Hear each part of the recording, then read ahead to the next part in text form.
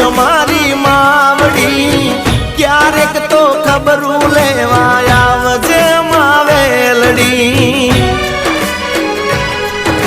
હો વાટ જોઈશ આવતા વર્ષે વેલા આવજો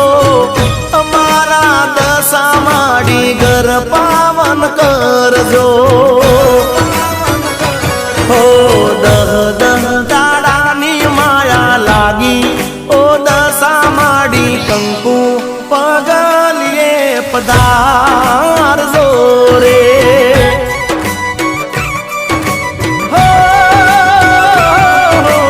આવતા વર્ષે